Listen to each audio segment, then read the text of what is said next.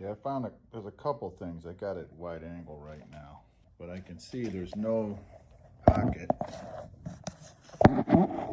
It's gone. It was never installed. And I don't know if it offers protection for anything. But also I noticed something else. Kind of a large gap right there. And the clutch cable like rubs against that. I guess there's a bracket there, but there's kind of a large gap right there. It's not like that on the other side. And the other side,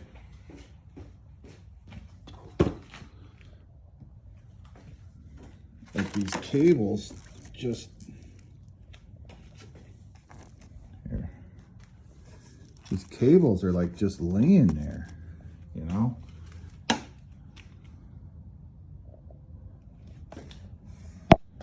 Yeah, see, there's no gap on that one.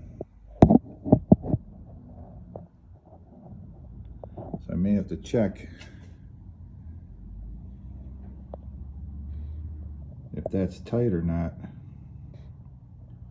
It's like the bolt might be loose, but man, that just don't look right to me.